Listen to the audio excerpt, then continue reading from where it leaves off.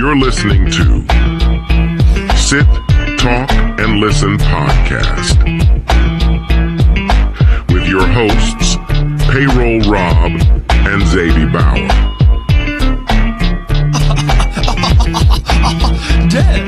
That's me. That's you. It's us. The music gets you going. It gets you hyped. What's happening? You know that things are getting real when you hear the intro music going. It's time to get in the zone. And that's right. It is June 10th, 2024. It's been 2 weeks how many since days since our last podcast? Wait, more than a week? Oh, gosh. Yeah, it's been. People were looking for us. They thought we might have died. They're just checking on us, sending wellness checks to the house. We're not dead. We just wanted to keep you guys waiting a little longer, build up that anticipation, little teasing. And I know we have thousands of things to talk about today. The roster is full. I don't know. We might not have enough time. The sun's going to go down, and we're not going to be able to do anything. I left yesterday like 9:10, and like there's still a little bit of sunlight. Little twinge I of was sunlight. like, what the fuck? Isn't that crazy? I Yeah, love and it. it's like I love get up it. at 5 a.m. and it's when I leave the house, it's the sun's pretty much out at this point. Yeah, I'm all for it. I know we probably the summer solstice, if you will, right? That's the longest day of the year. It's coming up. I think Don't say if you will. Don't you say it. Fine. All right. Well, the summer solstice, if you don't, I guess, is coming up. You know, that's the longest sunshine day of the year. It's always in June. I know that much. And then from then on, it's just a slow trickle downhill to sadness. So we're almost there. We've almost reached the pinnacle of summer. Longest days. Longest days. I love it, dude. 5 to 9. Give me all that sunlight. Give me all that sunlight. I tell you, though, I was just thinking of just today about time and years and whatnots. We're in 2024 now, and we're closer to 2026 than we are to 2016. You know, and you think about how far away 2016 was, but it feels like last year. If I think, 2016, that wasn't that long ago. Oh, we're closer to 2026 than we are 2021. Yeah, that's true too. Mm-hmm. Time keeps on ticking. I've been reminiscing a lot lately ticking. and thinking about, like, it's funny you say that because and it's depressing, really, when you start thinking of, like, life as a whole. I feel like last week we were talking about Holy Family. Brandon and I were talking about Holy Family and teachers and stuff, and it's like, dude, 5th grade was so. I can remember 5th grade like it was yesterday, right? I remember I had the desk pulled up to Mr. Jackson's desk.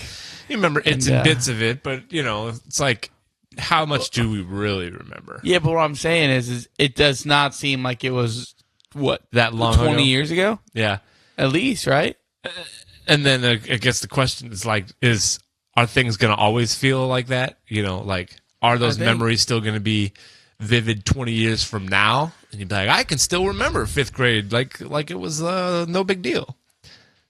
And then things that are happening now, are we not going to remember like those things when we were kids? It's just sad, dude. It's sad in general. No. The concept of life. It's not getting sad. older. It's happy. It's a collection of memories and experiences. I mean, I guess. Yeah.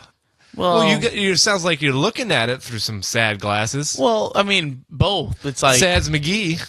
Not necessarily sad glasses, but it's like, you know, things change, dude. Time moves forward. Things change. People change. And really, I don't want to get too dark, but it's like thinking you're taking us here. Let's go ahead. It's Satan, like bring what it up. makes me sad thinking about it in the past is like, when it comes to parents or even, grandparents or people that are around, you realize that these people are also getting older. And, that's the sad reality of life in a nutshell. It's like thinking back then, everybody dies. Like, yes. And as a kid, I guess you're aware of death, but it's not like, you think it's more like, death's just a thing. That's not going to affect my life. Yeah, I guess. and I it's don't know. like things are changing, and we still have responsibilities that we're doing in our day-to-day lives. But life slows down for no one, and these things are all next thing you know, like these last 10 years. Like, so I remember turning 21 like it was yesterday. That all that time in Bloomington, Right. I remember what I did, and it's like another 10 years goes by. I'm 41, and at that point, when I'm 41. My parents are 64, 65. I mean, that's crazy.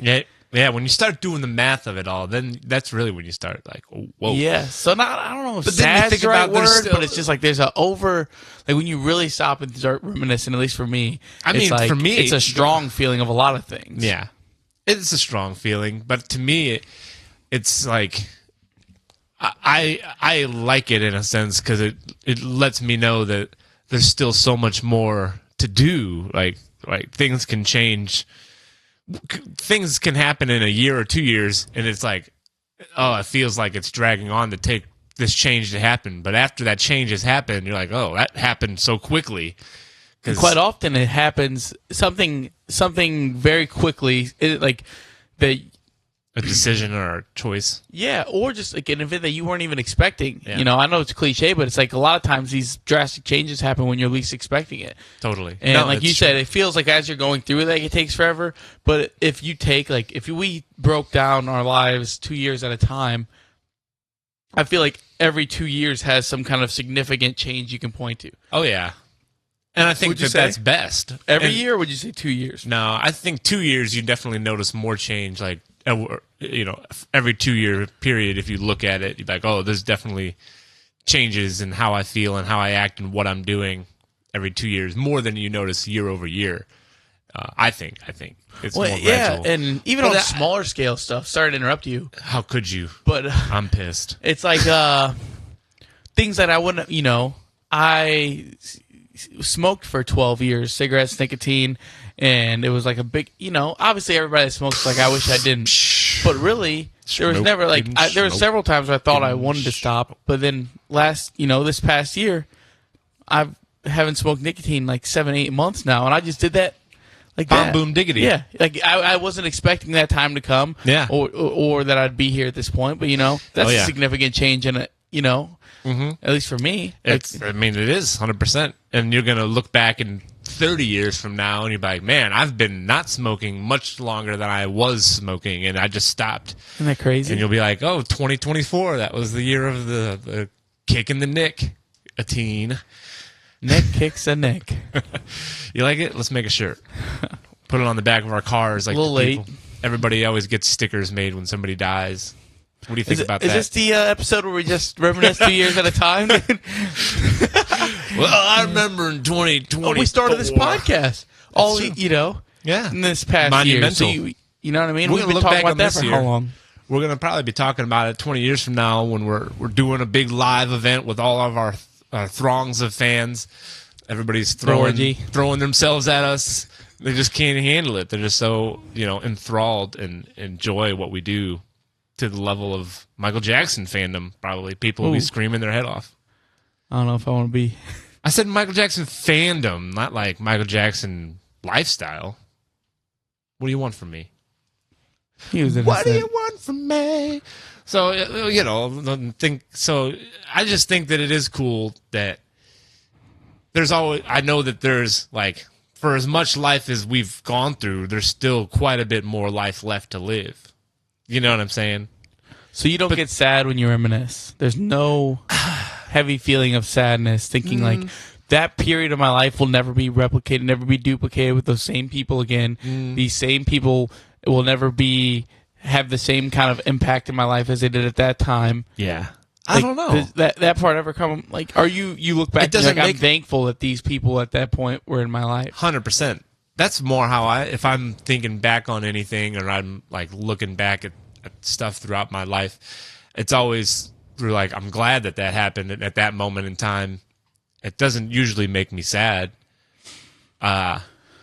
Sadness is usually very, like if I'm thinking back on something that has happened, and it does, if it makes me sad, it's short. Like, I mean, I'm like, oh man, that's kind of a bummer, but that's okay. I'm doing this or that or something else now, or things have changed in this way, and those are good, and I can, it's a pros and cons list. I don't know. There's no benefit from me allowing myself to like, get sad over the past often. I mean, I don't think it's like I don't get into a debilitating sadness.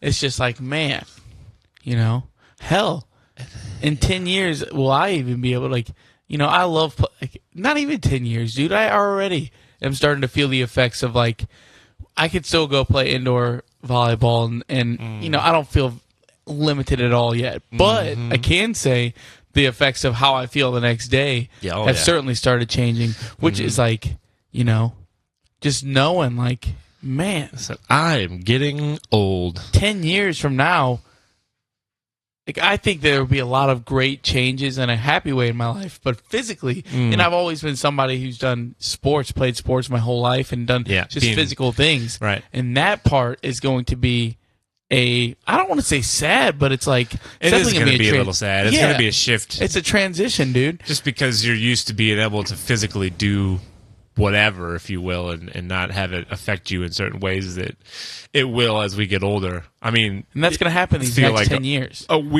Trust me, I'm already there, brother.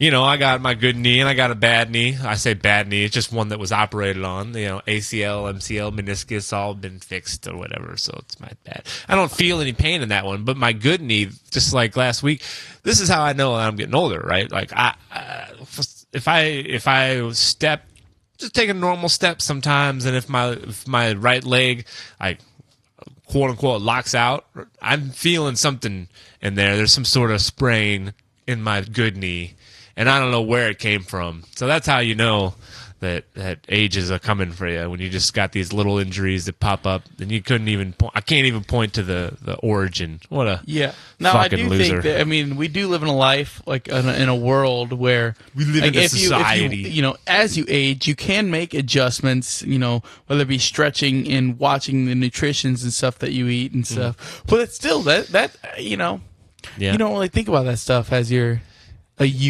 young buck. Yeah, I'd agree. And along those lines, I was just thinking, too, here just recently, that when I was a young buck, I was pretty sure that the Bermuda Triangle was going to play a larger role in my life. Like, I thought that, damn, what's up with this crazy mystery Bermuda Triangle, like planes and ships and everything's disappearing here. Like, holy hell, that's going to be something that I need to be thinking about as I'm older, but I haven't thought about the Bermuda Triangle for years. I don't know if When's the last time a plane got lost in the Bermuda Triangle? Is that a problem in today's world, or what's going on? I don't think so. Or like quicksand. I thought quicksand was going to be a much bigger problem, and I don't think I've ever seen quicksand in my life. Yeah, no, I never thought these things would be problems, so I can't relate on that level. You didn't. Well, but lucky you. I do you think that they were more prevalent. They were more talked about. The Bermuda Triangle was talked about a lot. People were always dying. Quicksand, I don't want to bore everybody, but quicksand just came up in my life with D&D. I've had my characters fall in some quicksand, and that's stressful. But it wasn't real life quicksand. This is everybody's talking about real quicksand at the moment.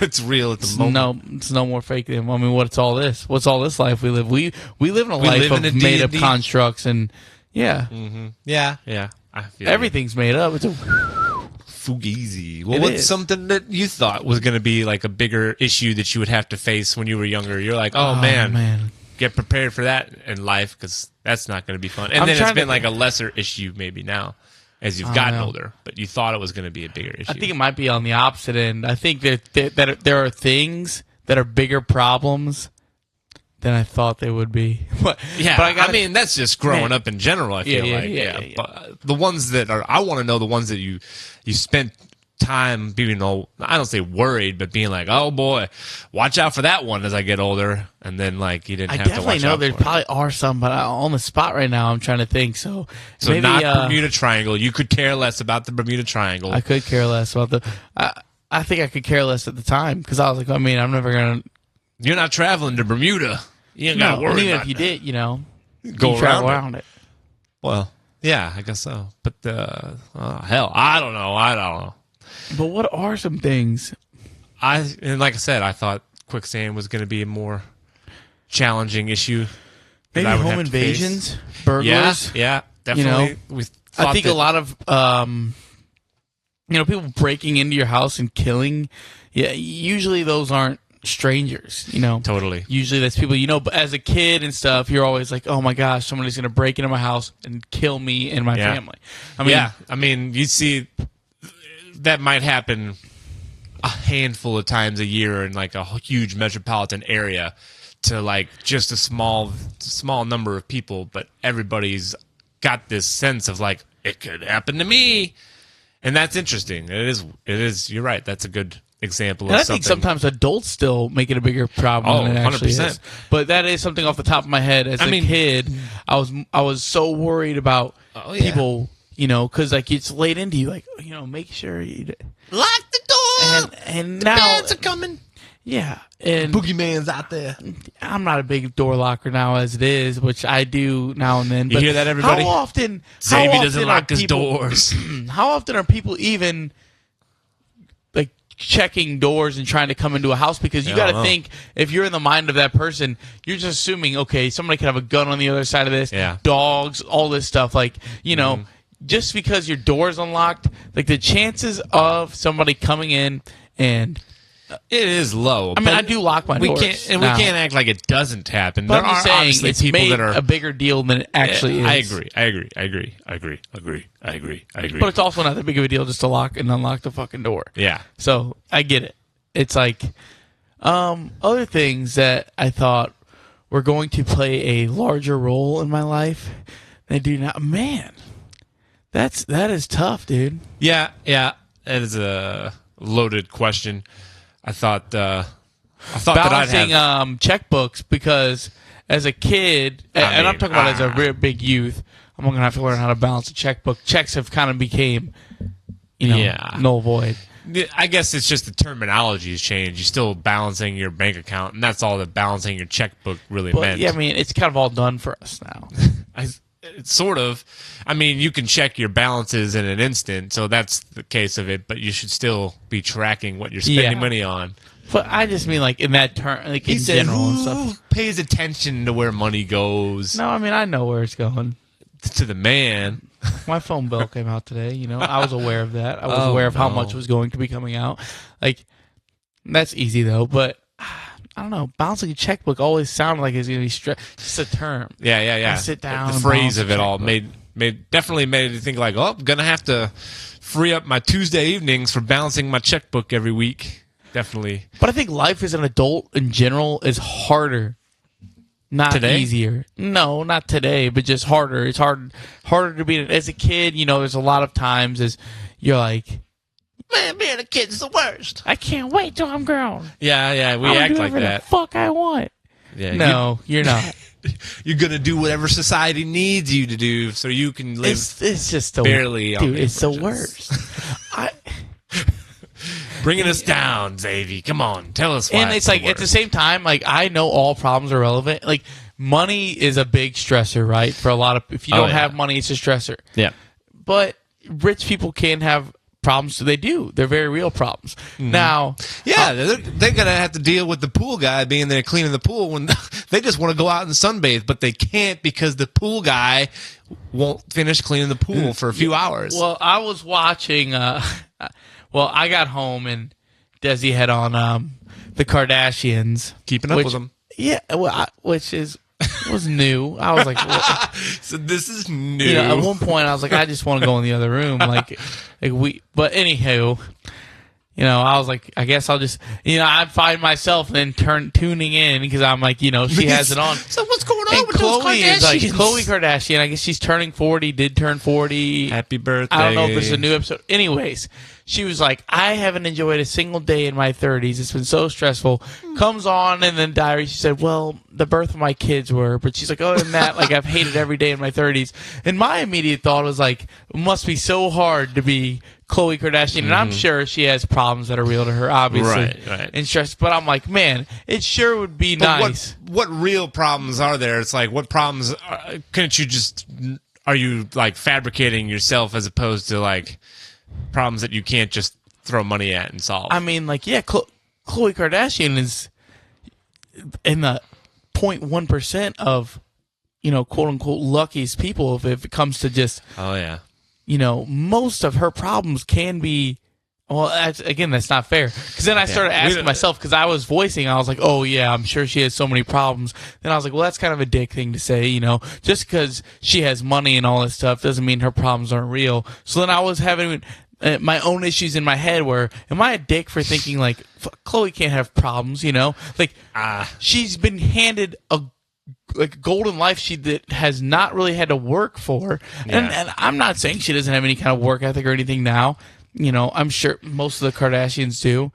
But it seems like her parents, Chris and Robert Kardashian. They both have, Bobby. They both kind of have paved that way, and Kim and I, both of her little sisters, they seem to be doing it. But Chloe, what do you think though? What do you think about rich people complaining about shit? Is it that's a slippery slope there, buddy? Because like I do agree, like that it's tough for us everyday folk, meat and potatoes guys, to empathize with well-off people. And like, I don't know. I understand they have things that I guess stress them out and that they have to deal with. But also, at the same token, like how many of those things that stress out a Kardashian or make them on edge are like self-imposed? How many of them are like things that they're like, oh, I want to do this? It's not things that they have to do. They're like, oh, I want to do this, but they're confusing the wants and the haves, I think, too much. Maybe within the own construct of the family that they live within. Yeah. Maybe Chloe can look at like they just seeing feel pressure Kim from and the people around success them. and the mom. The mom Chris seems to be a puppet master. Then you got both of her, Kylie and Kendall, being so successful. Maybe there's something in do her think head that's that's like, what I I'm think. not them.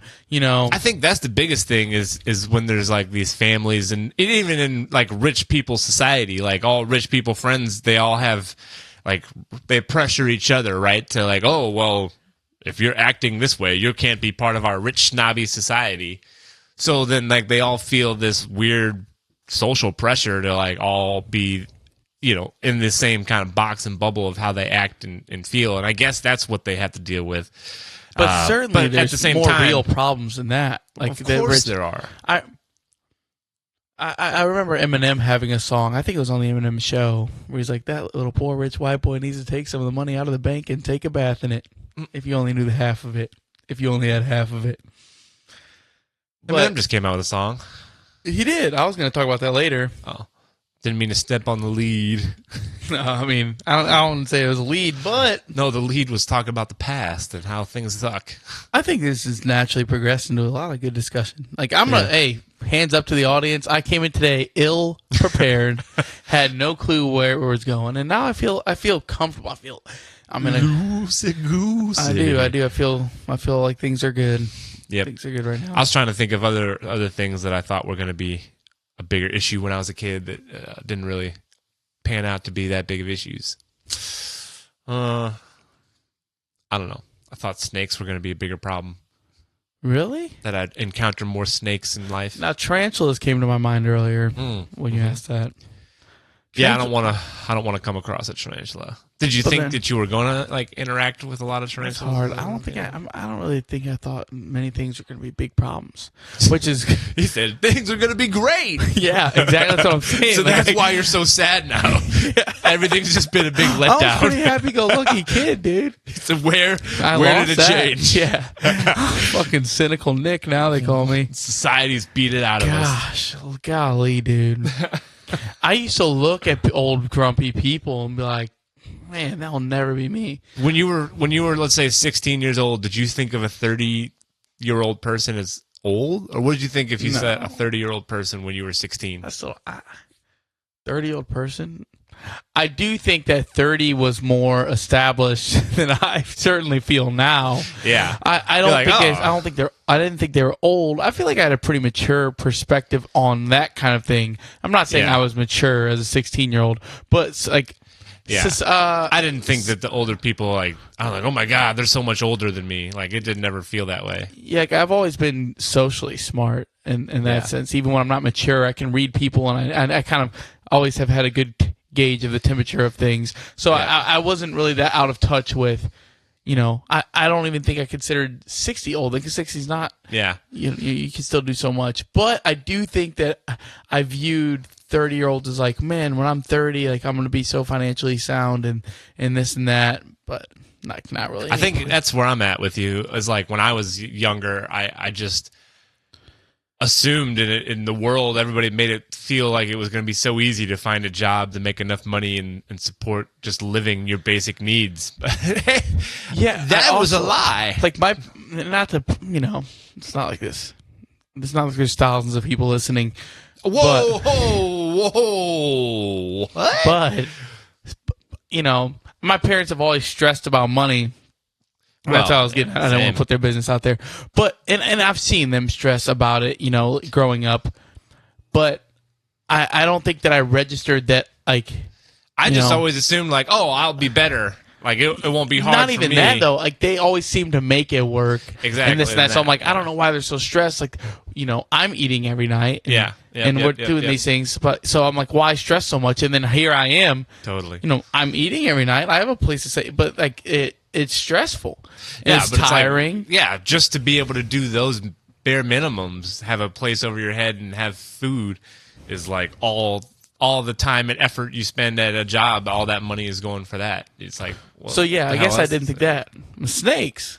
Snakes? No, I thought I was going to encounter a lot more deadly snakes when I was a kid. I thought there was a lot more serpents out there ready to get me.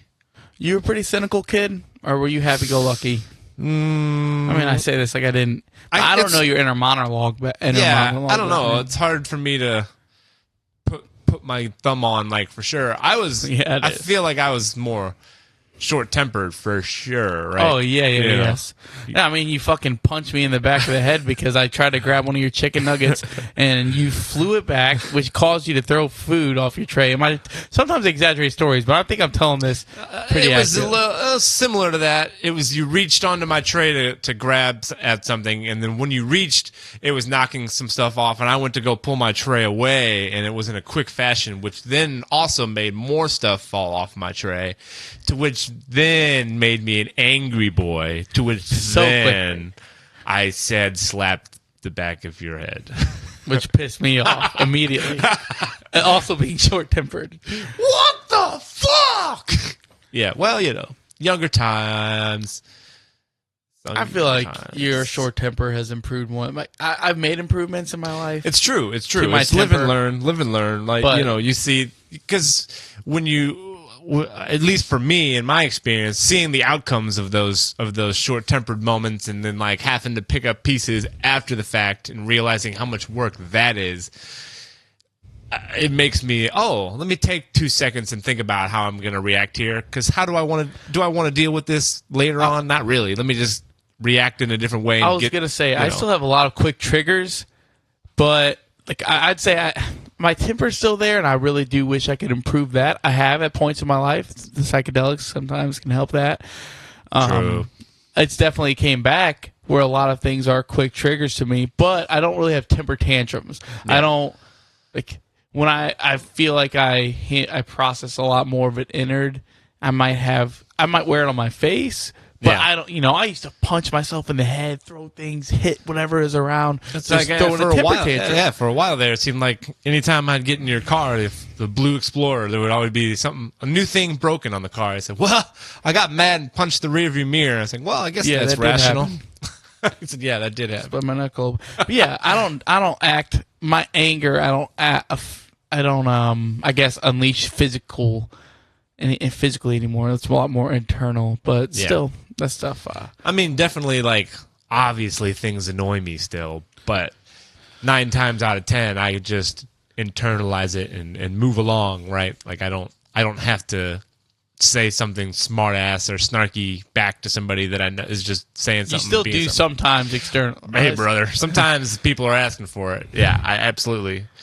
I'll say, here's the thing. Honesty in life, honesty in media, honesty everywhere is the best policy. So you know what? Sometimes if somebody's asking for my opinion and I'm going to give them an honest opinion and they might not like it, but it's the best way to go about things. Because if you tell something that you don't feel confidently about or whatever, then it's just going to come back to bite you later. So I'm all about putting the honest truth out there. And I felt like I had something that was going to segue from the honest truth, but I can't remember it any longer. That's why we should take notes. Yeah, I do. I mean, there's other things. I feel like everything I'm thinking about from the past is so negative to what it's became now. What do you mean? Like so negative? I just like, I guess I thought that, $100 go much further than it does, which it literally, like, $100 did go much further back, then. Yeah, but it took longer to make that $100. Depending. The average income has not gone up nearly as much as the average cost of living. Yeah, that's been going on for like 30 years or so. Like inflation is at an all-time. Like it's just. Yeah. I mean, what are you gonna do? We're along for the ride, brother. What I'm saying is, like in 1995, if I made $20 an hour, I was doing pretty good. Yeah, but if you were making $20 in 1995, that'd be similar to making like $40 an hour, probably now $38 an hour. Yes, but my point is, I think that the average incomes, and if you're making $20 an hour now, it's probably similar to if you were making like $7.50. But what I'm saying is, has the average income doubled in price the way like the average cost of living has? I doubt it. No, it hasn't. Which would lead to some more. If there's bigger gaps. There's bigger gaps now than ever between the gaps of wealth. Yeah, that's what I was saying. There's not a lot we can do about it. I mean, do you remember getting $100 as a kid? Jeez. Yeah, it went a long way. You can get. Well, maybe not for you. You probably got couple things of Guitar Center in there. That $100. Still, I could buy like a cymbal for $100. Now you got to have $200, $300 to buy a cymbal. Wow. It's not. It's not easy being cheesy, huh? Is Guitar Center still big? Is Guitar Center still big? Because I feel like a lot of brick and mortar stores have taken quite the hit. I don't know. I tell you, Guitar Center is not there for the pro level musician or audio people. Guitar Center is there for the at home hobbyists or the beginners.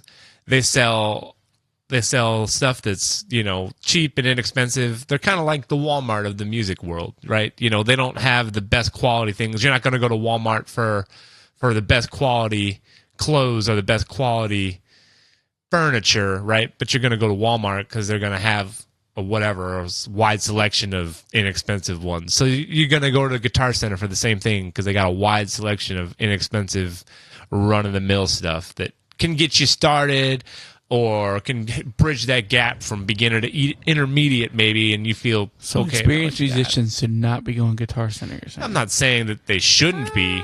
I'm saying that they typically don't, because it's not even about experienced musicians. It's just about if you're looking for like certain caliber of gear, you're not going to find. So where are you going to go for that? Sweetwater. The online store is about the only ones that are going to offer some of the more high-end gear. Guitar Center might have like a few expensive guitars and a few expensive drum and other options, maybe some microphones and things of that nature. But overall, I would say that the bread and butter and what they're selling at Guitar Center is like the cheap, not pro-level gear. So what are you going to do? But you can go in and you can mess around like a kid in a candy shop on their toys. So that's fun, I guess. Yeah. As a non-musician, well, I guess am I a musician? I don't know. Yeah, you got a musical mind. You write lyrics and words. And not melodies. being in the instrument world, I always thought like Guitar Center was like the pinnacle of musical equipment from the outside in. But no. Speaking of bread and butter, I did see this Cool Guide earlier on Reddit. Cool Guide? Cool Guides is a subreddit that I follow, and this was a guide just breaking down the inflation of certain grocery items. From 2020, just 4 years ago. Yeah, and obviously a significant thing happened then. But dude, it was what? You're not interested? It's just go for it. I know what it's gonna be. It's gonna make us sad and be like we're. Poor. But it's crazy. No, I'm not saying that, but like I'm saying you're go for it. Just tell me it. make me sad. Orange juice went from $2.99 to $4.29. Doesn't sound much. It's a 43% price increase. Yeah. Coffee from $6.99 for 12-ounce coffee mug, or anyway, $6.99 to $8.99, 28% increase. White bread $1.49, $1.99, 33%. Eggs $1.49 to $3, 100% price increase. Oh yeah. I mean, there's everything on here is like 60, 40, 50% increase. Yeah. Like, it's crazy. Chicken has gone from $4.99 for 2 pounds of chicken breast to $7.99. Yeah, chicken's the meat's expensive. It's wild, dude. It's just it's a culmination of a lot of different things at play here. The average increase of groceries per item in the last 4 years, 46%. 46%. Yeah. So now, if you for what in 2020, this 4 years ago, we were 27 and 28 then. 27 and 28. That's yesterday. We are going, and $50 at Schnucks would cost you $75 now. I mean, that's. This is the world we live in. But I just thought that was interesting, just seeing it broken down like that. Yeah, and it's like I've known it. I could tell it was happening as I was buying the same things at the grocery store, and it was more and more and more. I'm like, well, here it comes. You're like, oh, I'm making a little bit of money. You're not making. I'm not making. I remember any money. then, like, back then they were like, oh, we don't want to raise wages because then now that's going to make the average cost of things go up. Yeah. And they just did it anyway. Well, it's the chicken and the egg. Like, what are you going to do? Both got more expensive. Yeah, they had to pay people more, and then they're like, well, we're paying people more. Let's charge more for stuff. And then it's like, well, if we charge more for stuff, but we don't pay people more, then nobody's going to buy our stuff. So it's like, they both have to grow together. You can't do one without the other. But businesses are never going to be like, you know what? We raised prices and we made record profits last year. Let's go ahead and lower it next year. No business is ever going to lower their prices. Well, when people stop consuming. We talked about this a few episodes ago. I said, what's getting to the point where it's too expensive for you to just stop? And I don't remember coming up with many things that were at the point where you're like, that's too expensive But certain for me. things like this, like look at the Cardinals. I mean, it's a little different. Like, the product out there is not playing as well, but you can get tickets for not anything at all. Yeah, but I mean, is that going to change things there? And weird transition. We'll just get off the topic. No, we're spitballing. We're rolling. I just think transitioning to Cardinals or a business like that, where the product, like you said, tickets are at an all-time low. But if you can't get asses in seats, even with these low ticket prices, you're not getting them there to buy the beers and all this other stuff. And now, while we're talking, while we're talking about baseball and attendance with MLB, we can. There was something that I saw here recently, and I thought it was interesting. The Savannah Bananas. Everybody familiar with the Savannah Bananas? They're minor league baseball, maybe. It's almost like the Harlem Globetrotters of baseball. Yeah, but the games are real. I don't quite know. Either way, the Savannah Bananas have built a baseball product that is engaging. It's bringing folks in. I mean, they're selling out stadiums, and they just sold out Fenway Park. And this isn't the first Major League Baseball stadium that they sold out. I mean, sold out. You're talking. Now, for people who don't know, I mean, some of the tricks and there's a pitcher will come out on stilts. Yeah, outfielders doing a backflip, transitioning into a catch, like stuff crazy like walk-ups, anything like that. Like, and there's like another rule: if there's 2 strikes and you foul off a ball, if the fan catches the foul ball, it's an out. Like that's cool. I didn't know that. You know what I'm saying? That is cool. That kind of stuff engages the fans. So are we? But seeing... is it something that you would? They have to travel because would you go to more than one Savannah Banana game? Maybe. I mean, they sell out every home game in Savannah. And then they travel around and sell it out too. But they play in like there's different outcomes and stuff. I just don't know. We should do some research on Savannah Banana. Yeah. Look it up, Tony. Tony's our imaginary producer. Yeah. So, but what were you getting at with your point? So I'm just thinking, is it a model of what we're going to see happen with sports? Is it going to shift to where, baseball isn't bringing in young fans, the sport itself, are we going to have to transition into this more entertainment pageantry world, more like WWE style of sports and athletics? I think that's directly going to conflict with the other thing that's happening, which is sports gambling being made an absolute juggernaut. Yeah, you can't, because they'll be like, "Oh, are we going to gamble on fixed these outcomes and stuff?" And right. there's But billions and can there billions be of dollars. like an in between? Like a game that has the entertainment factor of a Savannah Bananas games, but then also has some sort of competitive integrity. I think it's two different things. Yeah, because I mean, how would you like to be playing for a World Series title? You're up there. David Freese is at bat. Let's imagine he's got the 2 strikes and he fouls one off, and then all of a sudden a fan catches it and it's out. The game is over. How anticlimactic that would never that be? happen. They will never do that. Now, I get what you're saying. And like, then, there's something interesting. There's something interesting to the fact of adding more pageantry. I do think that pageantry. I do think it's just something that people might. I'm starting to take notice of it. At first I saw the clips of Savannah Bananas. Ooh, that's fun. That's cute. That's entertaining. But now you see these numbers. You see they're selling out minor league stadiums across the country. They're selling out major league stadiums when major league stadiums are having a hard time selling themselves out for regular baseball games. I mean, you see some of those playoff games last year, even they were giving tickets away in places like Miami and whatnot. And which is man, what does that say about this youth too? If I was a kid, what does that say about the kids? Yeah, it's just you'd rather go see some guy, do some Fortnite dance, and I sound like a get off my lawn, right? But yeah, come on, old man, yell at the clouds. I want to hear it. It's just when I was a kid. If we're talking about the past a lot, there is no way that I'd rather go see the Savannah Bananas as Nick Winterbauer 10-year-old self than go to a Cardinals game. Yeah. Are you kidding me? It's just a difference in watching Albert.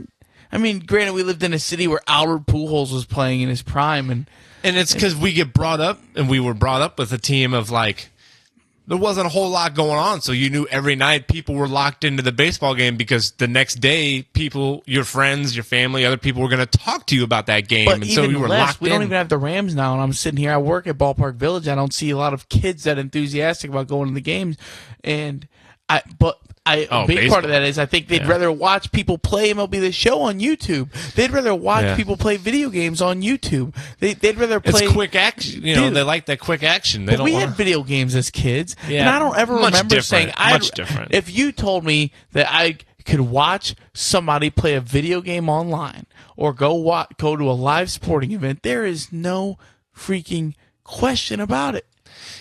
Yeah, but I'm interested in the psychology behind that. Why are we? We're being more conditioned now. But I think it's also some adults. A lot of adults these days don't want to get out and go somewhere. There's a lot of people our age that are like that. I shouldn't have just come at the youth. It's just a society in general. But the kid, you came right at the youth. But the kids have no problem going out to a Savannah Bananas game. But I guess. But God forbid, it's because they go watch Shohei Ohtani. Now that's what you should want to go see. Well, how many Shohei Ohtani clips are circulating on the social media pages? MLB that's problem, I guess. I guess. But the NHL Game 1 Stanley Cup, 41% increase, and I love that. I'm about that. I do love me some Chell. I'm so glad that 41% increase from last year. Yeah. Is that a Connor McDavid effect? Yeah, and the Canada effect in general, I'd say. You have definitely probably the biggest thing is you got a lot more Canadian people tuning in. I just assumed the Canadians were tuning into the Stanley Cup no matter what. No, I really don't think they are. I think if there's not a Canadian team involved, then I think that more Canadians just let it go and they don't tune in. But now they have a Canadian team in it, even if they're from Toronto or Vancouver or whatever. They're like, I'll put an eye on that just to see if a Canadian team wins, because there's nothing that those Canadians enjoy much more than a good roaring game of hockey. Yeah. I will say, I've talked about what things I've underestimated, overestimated. Thing I perfectly estimated as a kid. I thought the Cardinals' day-to-day success was going to play a role in my mood. Still. Yeah. So still to this day, the damn Cardinals. That hit. I still get up and down with the Blues and the Cardinals games as I did when I was 8 years old. Yeah. And I know a lot of times, my absolute passion for sports, or I guess how long I stay angry about some of it, yeah. that's dissipated quite a bit. Yeah.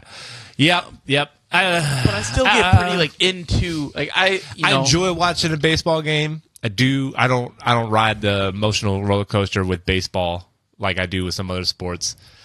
Not at all. With the Blues, though, you get pretty into you get disappointed after a Blues loss if it's a big game. I do, for sure. But even still, that's gone like by the next day or two. Like, I'm ready to watch another game 2 days later after that disappointment. I said, do it to me again. Rip my heart out, Blues. But But over season. But I tell you, and I do tell you, so we have the Battlehawks here in town. UFL was the XFL merger this year. That?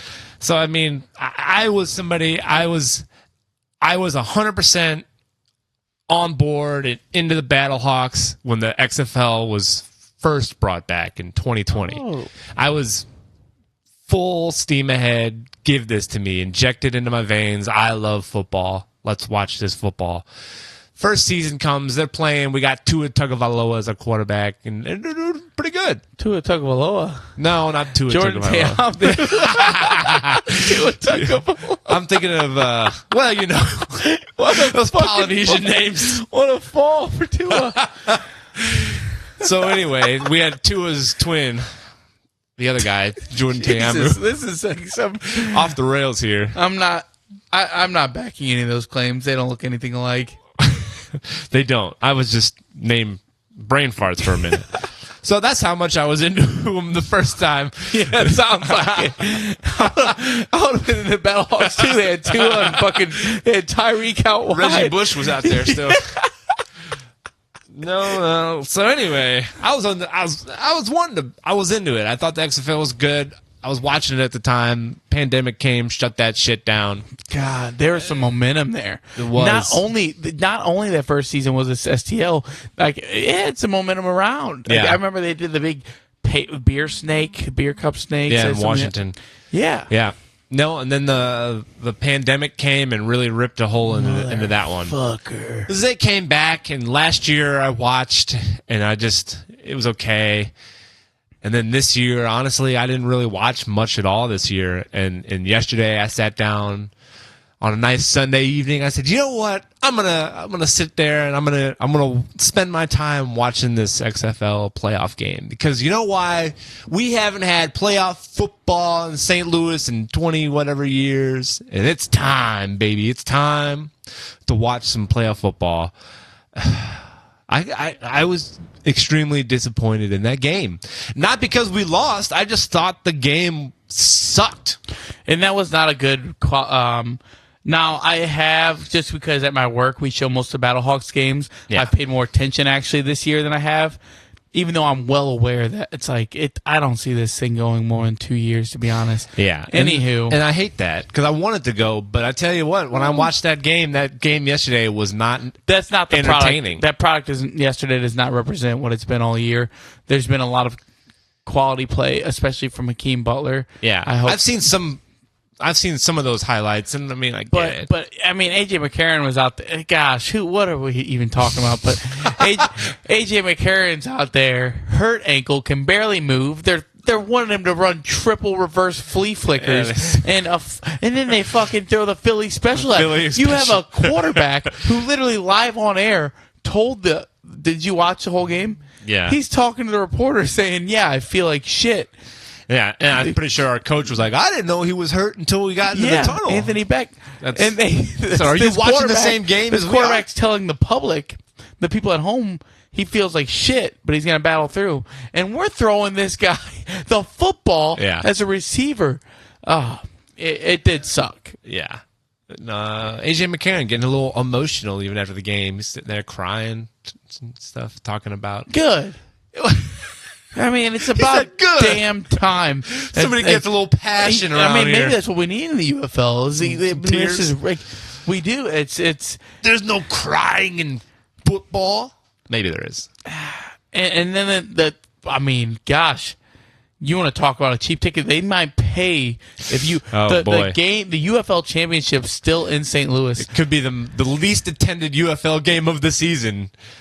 I mean, that's awkward. Because who's going to trap? No, there might be the state championships for high school probably had more attendance than this game will have. I almost would be willing to bet.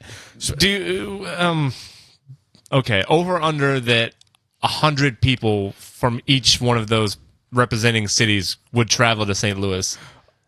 Do you think that there would be at least 100 people from Birmingham, excluding the players' families and stuff? Will they even go? Will the players' families go? Imagine you got your cousin on the Birmingham team saying, "Hey, cuzzo, I'm playing in the UFL championship this week in St. Louis. You trying to come?" Ooh. I think I got to wash my hair this weekend. I just don't know if I can swing that trip to St. Louis. I mean, the XFL has some quality players that were just recently NFL, have NFL aspirations. They're all NFL special teams players. It's like what the whole league is made up of, basically. I mean, that's not even true though. There's players that Taylor Heineke was the backup for Tua Tagovailoa. Yeah. And he was the backup for Jordan Ta'amu. Yeah. And he went on to be an NFL starter. Right. I mean, And quarterback. I think that's what you're seeing more of. You're seeing there's guys that play predominant roles in the XFL that get a chance to show, a little bit of what they could do. I won't be surprised if Butler gets an offer from a team to go to camp and probably makes a roster as like a fourth receiver somewhere. And you never know from there. Exactly. A couple guys get hurt. You have a big game. Man, that reminds me of that show. What was that show? Yeah, I know what you're talking about with Michael Irvin. Yeah, where they were trying out to be on the Dallas Cowboys. Well, they were trying out for a spot. Jesse Holly won the show. Jesse Holly. Remember? Yeah. That's the name. But what was that show called? But the guy that came in second place, he had Andrew Hawkins. Yeah. Andrew Hawkins, small receiver, had a pretty good better career than Holly probably. Yeah. At the end of it. That was a cool show, cool concept. Yeah. What was it called? Training Day. You remember it was Michael Irvin. Look it up, Tony. Yeah, it was Michael Irving, and wasn't it another guy too, another wide receiver? And they were basically it was wide receivers and DBs, wasn't it? And they were doing drills back and forth. That was a fun show, man. Remember Jesse Holly won that? It was on the same. It was cool because we were oh, there's the guy from the show. Yeah. Last Man Standing. No. It wasn't. It was the same channel that did the Joes versus Pros. Spike TV. Yeah, that was a good show too, right? That was an awesome channel, dude. They had Ultimate Ninja or something where they used to have they would do simulations of if the Spartans took on Mongolians, and stuff like that. Ultimate Warrior, I think it was called or something. Damn. Did you What find was that one? The Mongolians. Did you hear what I was saying, though? Remember they used to do a show where they would do simulations of if Vikings fought samurais and they would test the weapons. Yeah. That show was pretty good. Dude. And they that would was on do Spike, too. Yeah, if a Roman gladiator and a Attila Hun or whatever guy got together. Yes. Fourth and Long, I think, is what we're looking at. Fourth and Long. Story hosted by Michael Irving, football hopeful, making Dallas Cowboys roster. 2009. So, yeah, that checks out. We were definitely in our prime viewing years in 2009. Gosh, they don't make them like that anymore, huh? It's true. Why don't they? I mean, it feels like easy content for NFL teams to just open up on HBO and you can cuss and all that, Hard Knocks. All they have to do is open up a camp spot to bring somebody into camp. It's not even you're guaranteed a roster spot from the show. You're saying, if this person wins this TV show competition, we'll give them a camp spot to come in and try to make it. You know what I mean? There's little risk for these teams, but big upside for people. Maybe it's because I bet there was a lot of people who are oh, Dallas, you can't cut this Holloway guy. We love him from that show. So it's Jesse Holly. Maybe NFL teams don't want these fringe players building up that feel good story because then it makes the team look bad. But they do the same thing in Hard Knocks. They build up these little side characters and give them a whole storyline. Sometimes their asses get cut in the show. Yeah, and they gave you a whole backstory. And Hard Knocks was far bigger than Fourth and Long. And like, I got 3 kids at home, man. I really need to make this team. You and know, then they said, he was cut the next day. Jason, have a seat. You know, we love you. You've been, everybody around here loves you. You've came in with an energy and a work ethic that we admire. Oh, yeah, Coach. That being Appreciate said, that. we have a couple receivers that are banged up right now, so we're actually going to keep a couple more receivers. Unfortunately, our outside linebackers we have a couple guys we drafted third round. So I gotta go. And then they'll cut to Leaf Stryber, like very nice. And sometimes the fan favorites don't even make the final cut. Yeah, that was a good show though. Fourth and Long. Shouts out. Indeed. But whatever happened to Spike TV? Did you get who bought Spike TV? Is that Vice or somebody now? Maybe. Might be. But Paramount is a Spike TV. Really? So I wonder if I can go stream it. Not Fourth and Long. No. Well, that'd be cool. Paramount's missing out. But yeah, or like Joe's vs. Pros. I'm telling you, that show was banging. I'd bring that back. I'd watch it. But Andrew Hawkins was the receiver that I was talking about. Oh yeah, who finished second in that show, but went on to have a good career. But we've kind of gone. Yeah, it's this. similar to like American Idol when you have second place finishers that end up having just as good a success as the first place finisher. Right? Yeah. So Andrew Hawkins ends up making the Cincinnati roster at 2011 and played for 6 years.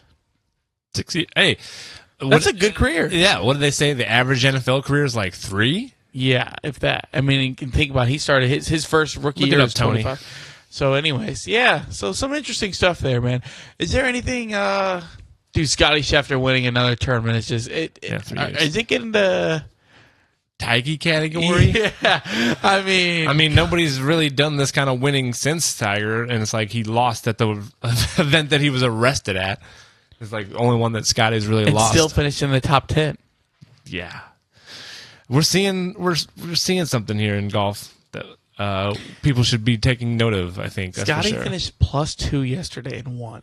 That's how dominating of a lead he had. Wow. Anyways, that's our Scotty Schefter talk.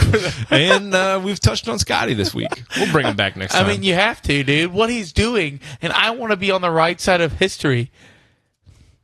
Yeah, I was trying to figure out like what those UFL players get paid. I think it's $40,000 for the season. Yeah, they get paid. Okay, $40,000 for the season, man. I mean, I guess it's better than not getting paid. Now there's incentives too, like if you do certain things, like sure, like if you do some interviews. Or whatever. One of my buddies from work was on the Vegas Vipers, so. Ooh. It's better better than not being paid to play football, right? Because you're being paid to play football, even though it's and you only have like a 6-month commitment, like. Yeah, but it is a 6-month commitment, and then I wonder how much like of their own money they have to spend on stuff, like whether it be food or lodging or anything like that. Well, if you travel with the team, but if you want to travel back home and stuff, you're paying for that. If you want to travel back, I see it, like home, right? Yeah. Because they all practice like in Texas or something, right? Isn't that the deal? Oh, I think it's like a common practice facility where all the teams use. That might be. I can. You know what? I can ask some questions this week. Write it down. No, I'll figure out all this. We can do a little deep dive on the UFL. He's a little bitter about it. He did not get redrafted this year. So and then he has to work at a place where we're just showing every XFL fucking game possible. Oh, how it crumbles. Yeah, man. Sports is an all or nothing. It's an all or nothing kind of thing. It's your whole life when you're a kid and you're a young adult. You're like, this is it. This is all that I'm giving my everything to. And then one day you just have to come to the realization that you either can't do it anymore or nobody's going to pay you to do it. One of those two things is going to happen. That's the end of every athlete's career, right? It's either somebody's going to not pay you to do it anymore, or you have to know that you're not valuable enough in the first place to be paid to do it. And those are two tough things to come to terms with. Like if you're an athlete of any kind of caliber. I mean, it was the toughest thing for me to come to terms with, just not being able to physically move how I used to after having the knee surgery.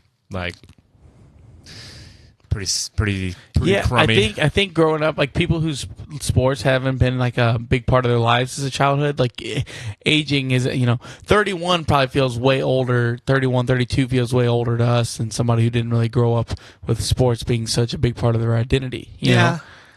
Wouldn't you agree? I mean, you don't really feel like the physical effects that much differently for your average, non-sport player. Yeah. I don't know. I think that people that even aren't as athletic notice and feel physically different when they hit 30. You think? And they start to think about it. Yeah. I mean...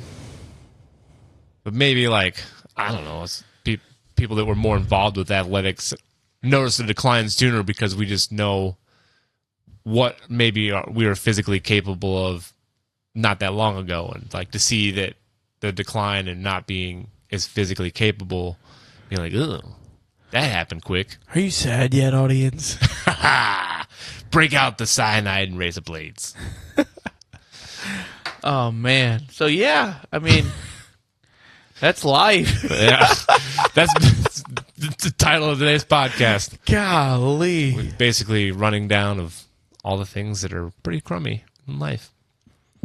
But it's all beautiful and dark, all wrapped in one, which is the miracle of it all. Yeah, we need. What's our squirrel and water skis going to be?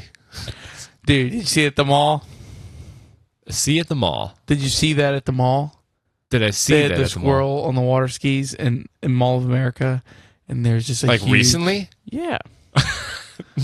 No, I didn't know that the water skiing squirrel was still out there doing shows.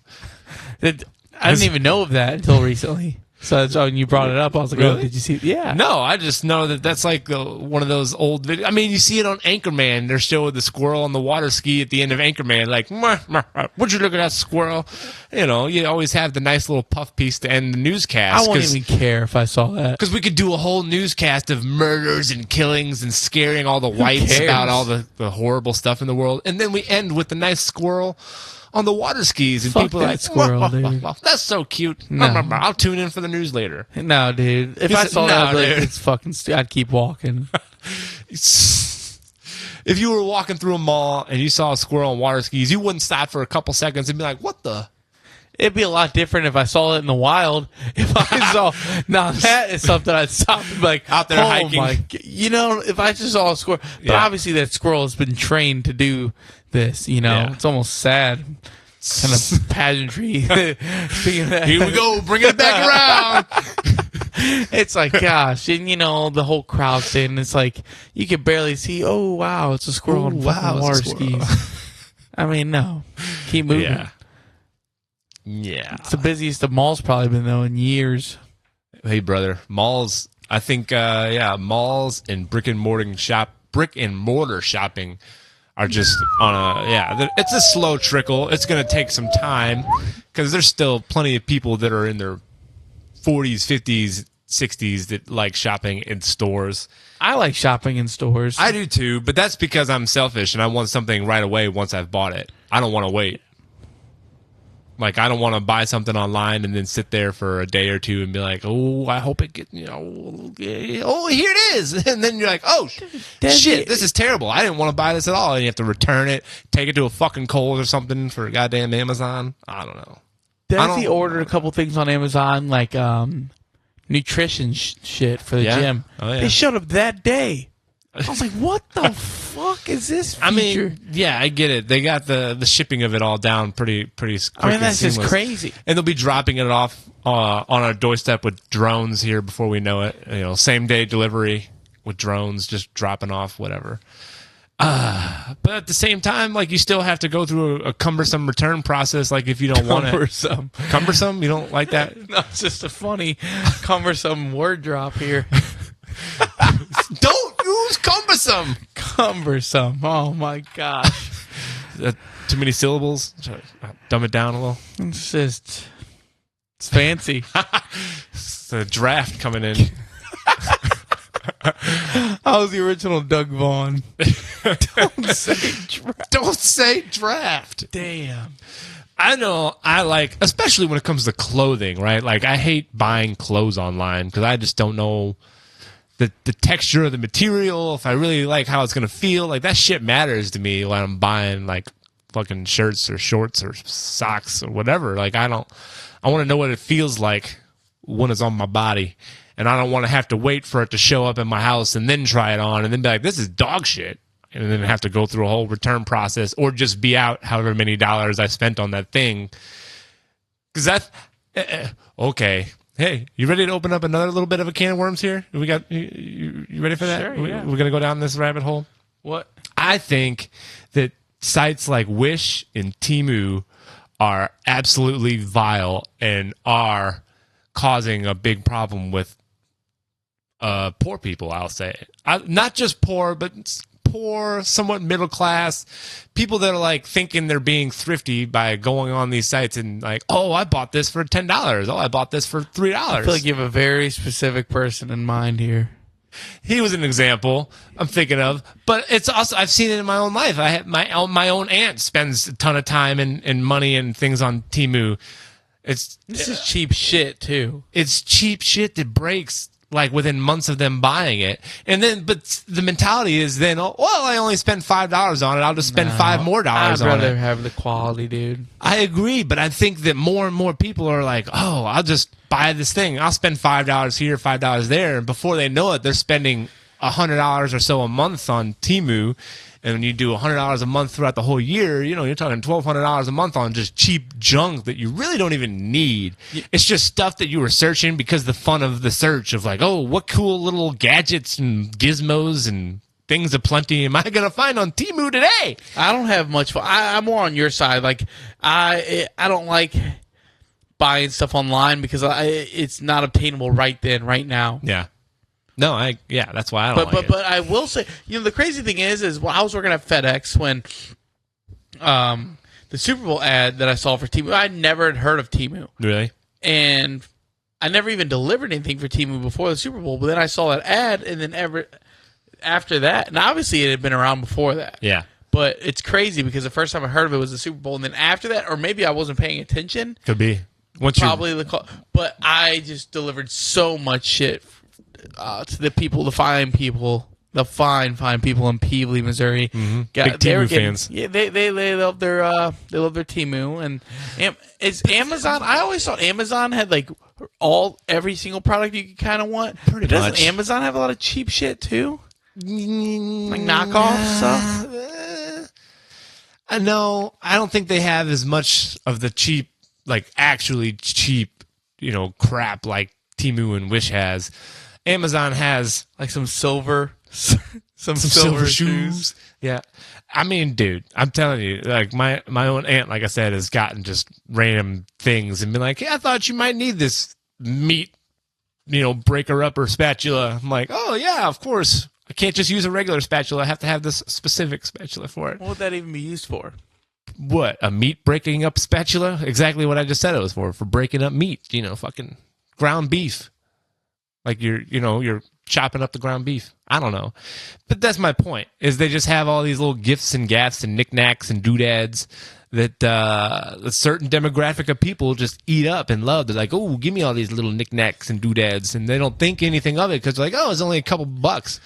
But in the grand scheme of things, I think it's a problem. I think you're onto something too. I think they're buying it more for the thrill of it than the actual practicality of having it. 100%. They just are they using these things regularly? I don't think so. I think it's just they sit there, they're bored, they're scrolling through phone, their iPads, their whatever. They can just go page and page and page, 20, 40 you're pages buying all this deep. cheap shit. All that cheap stuff eventually adds up to being somewhat a dent in your pocketbooks. Yeah. All for what? Shit you're not using. Just spending 120 money a week. Just spending money, wasting time. Basically, it's just it's like an entertainment factor. But then you have the problem of all this cheap junk is then coming into this country, and most of it's going to end up just thrown away, right? It's just going to be fucking trash that we get to deal with in 20, 30 years from now.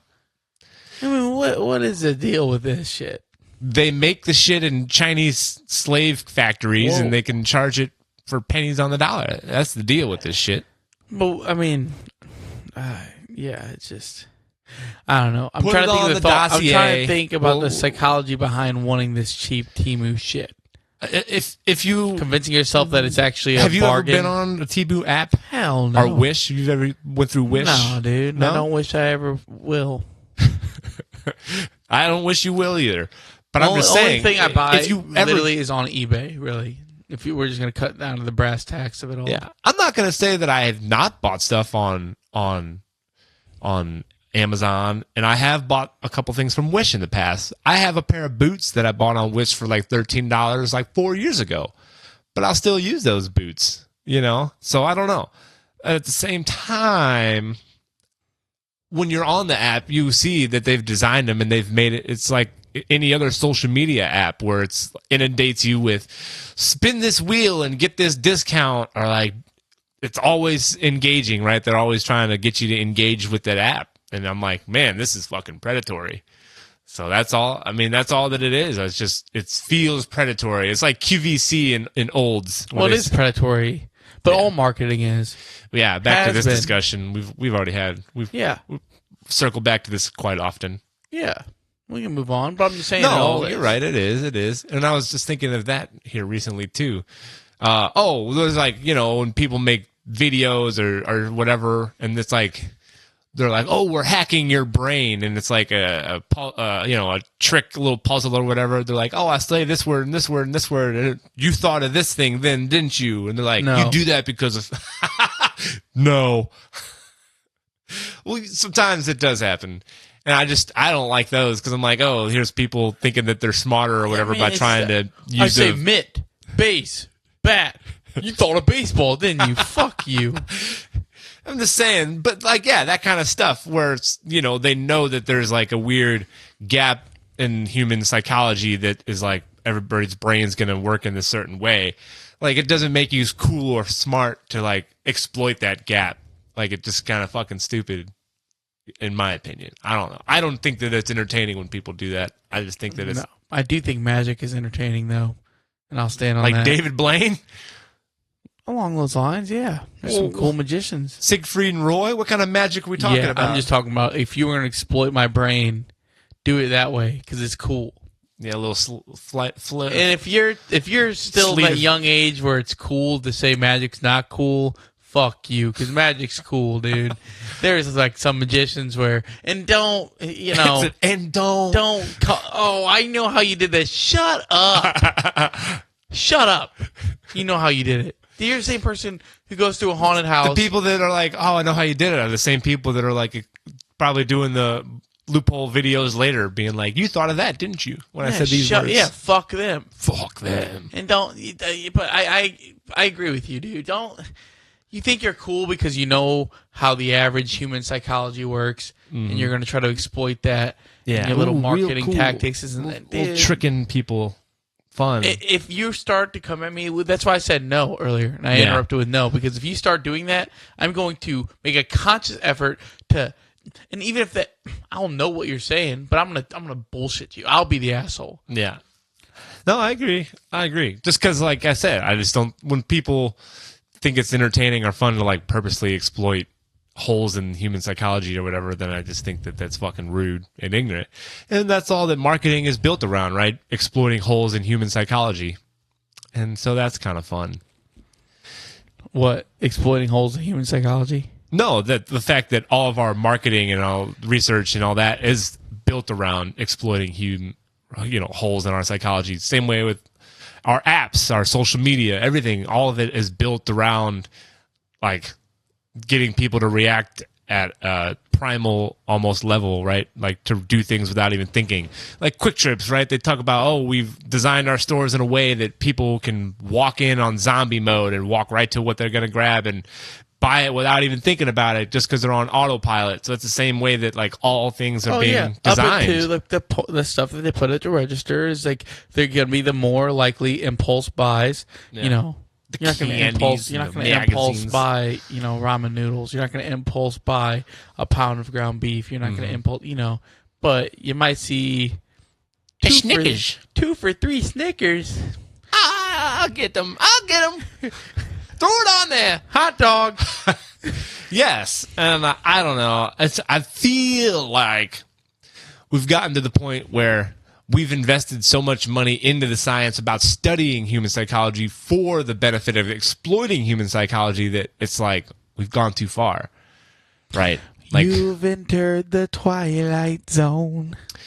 Yeah, like everything that any company does these days is designed to like just break down our walls, and I hate it. But do you think these days? I think that they've always done that. They have always done that. Gotten better at it. They have put more because resources towards it. Yeah, exactly. Over time, bigger companies have been able to spend more and more money on research and development, which means more money towards the science, the psychology of why people buy things and how people decide to buy things. And I'm a simple man, dude. You show me a camel smoking a cigarette, I'm buying that brand of cigarette. If that camel's got sunglasses on, by God, that's cool, dude. I'm a smoker. Bring back that kind of stuff. Joe Camel? Enough with the subliminal stuff. Just show me whatever's cool. I want to be associated with the cool thing.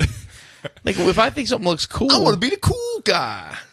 Dude, I just think that more kind of advertising was fun. When marketing was just like, let's try to appeal to the... Maybe they still do. I'm just not the people that... You're becoming older when they're no longer trying to appeal to you. In the ads. Damn. He said... What Dwight Schrute say? Damn. Oh, man. Dwight Schrute said... He said... Oh, I know how to build a business. Yeah. That one? That's a good touch it. episode. Yeah. That's a good episode. I know how to build a business. First, you got to get the black people interested in it. And that'll get the white people interested in it. And then you got to get the black people to stop doing it. It's how we build culture. We all, as whites, we watch what the blacks are into. We say, damn, that shit looks fun. What if we tried that? And then we end up with country rap. That's what we have now. We said, dang, blacks, you got some cool culture. And we're going to borrow that. Speaking of, there's this guy, Skibbity Boop or whatever, who has the, what's his name? Shapoopy. Shiggity Boop. Pulled up, look it up, tipsy Tony. shot of whiskey or whatever. Someone pour me up another shot of whiskey. Who's that? I'm lying and frisky. His name's like Morgan Whalen? Shapoopy. No. Shot of Whiskey song by Morgan Whalen. No. No. I don't know. You got to give me some more guidance here. I'm gonna get there. Tony's looking it up. Shabuzi? Yeah, I told Shabuzi. you. A bar song. Tipsy. Now it's kind of like a country I haven't heard this one. It's kind of a country version of Jaquan's Tipsy. It's huge. Everybody now, in the club drinking hold on. whiskey. What are we gonna? We're gonna copyright infringe. Can you hear it here? Yeah, but YouTube's not gonna like this. Yeah, we'll take it off. Do you think they'll take it off our 15 views? Whoa, 15 views. Hold on. Like 1. Here comes the 2 to the 3 to the 4. Okay, you did Everybody drunk now on the dance floor. Jesus. Oh my, good Lord! Someone pour me up another shot of whiskey. I haven't heard this song. Everybody in the club getting tipsy. Is he given? He's got to be given writing credits. That's what I was asking earlier at work. I was asking about that. I was like, gotta be. Hold on. It's called. But I just thought it was Bar interesting. Song. Is it interesting or is it like not interesting? But it was something that made me think. The song's called but it's a perfect example of what you were just talking about. Tipsy is like the name on it. Yeah, I mean even the fucking name. It's Shabuzi is this. He had to credit Jaquan. But yeah, it's basically, I do think it's, I was just bringing this song up because it's a perfect example of it kind of all becoming one, right? Yeah. You know? Beyonce obviously dipping her toes into the country hip hop. You know, country artists are becoming rappers and rappers are becoming country artists. It's all, it's happening. What a time. I don't know about that. He said, I don't know about that. The song interpolates Jaquan's 2004 single "Tipsy." Okay, so But it doesn't. I'm looking for credits here, so if I know if they actually that was 20 years ago. gave him credits. Yeah, dude, you like that action? What do you think of that?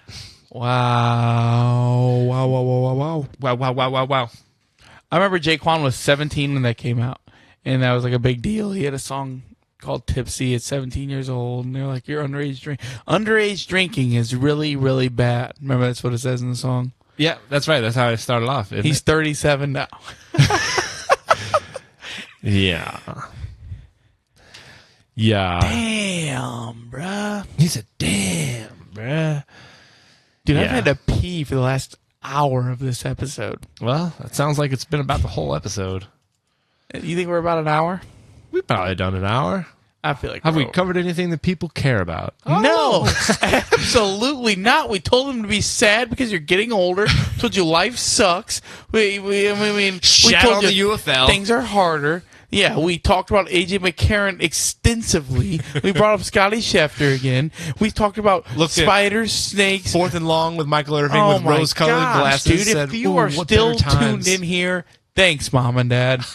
And they've never even listened. They don't give a fuck. No, they just say, that's nice, sweetie. My parents have heard me ramble for 31 years. Dude, Yeah, I they've don't- had enough of it. We know better. Oh my gosh. No better than to tell them to listen. This Hell sounds just no, like when you dude. sit in the kitchen. What are you doing?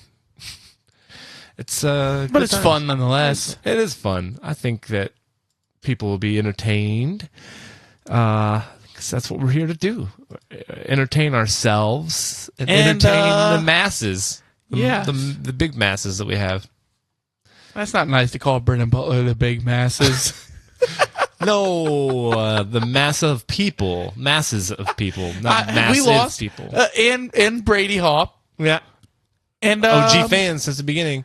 We got more out there. Brand Sanchez, he's Yeah. a listener. We're just gonna name every one of our And Brant listeners. is going to be a guest on our next episode. So stay tuned for that. More to come. Brant, well, he's talked about it with you, hasn't he? Yeah, I think we're setting up the final details. We'll see what's going on. Yeah, so look forward to that. Yeah. So on that note, we're gonna put a bow on things. Are we? I mean, I was having fun, but Well, what do you got? Is there any other jumping off points here? Oh, yeah, I was just going to bring up that we can close on this little tidbit on Ozzy Osbourne. Is it a squirrel on water skis? I need a squirrel No, dude, on fuck. water skis. I wish I would shoot that squirrel. Damn. No, I you got wouldn't. this I was kidding, but misplaced anger about the squirrel. It was more because of the fact that I'm getting to about Ozzy. I shouldn't even said that. I My. I don't have any. Ill will towards the water skiing squirrel. You don't. No, but wish- now I'm missing this. freaking- Meanie Nicks. With Anyways, death I'll upon just say squirrels. that I saw something on Reddit earlier that said Ozzy Osbourne one time when he was going through a drug binge killed all 17 of his and Sharon's cats and was just sitting on the porch with a shotgun. He called Sharon to come home because he needed help, but he just murdered 17 cats during a drug, and that's crazy. People just let that go. They said, "No, Yeah. don't worry about that." I mean, that is nuts. So don't worry. They were his cats. He Hates animals. I mean, he's bit the head off a fucking bird. Yeah, Which has been twisted into being a bat. It was not a bat. It was a bird. Yeah. Bird, bat, It was a dove, But yeah. animal nonetheless. Biting heads off Yeah. them and shooting kitties. But Hey, drugs are bad, kids. So, but I wanted to do, I didn't do any shout outs last time. I wanted to get the fillers in this time at the end of what I feel like is a longer episode because I wanted to see. we're gonna test the waters here. It's a you know, Gallup poll of sorts. If you know that I shouted you out and you listened to this whole episode, and by God, I'm sorry. No, I'm not sorry. You've clearly listened because you're highly entertained because we are entertaining. And that is Sit, Talk, and Listen week 10. No, this is episode 9. Next episode 10. Next episode is episode 10. And we're going to be doing big things. We got a big guest book coming up. Yeah, big spot. So I stay tuned. And We'll be doing some prep, maybe. all the prep. So much prep. Although we put an episode out today, Yep, we're getting there. All right. So for this week of Sit, Talk, and Listen.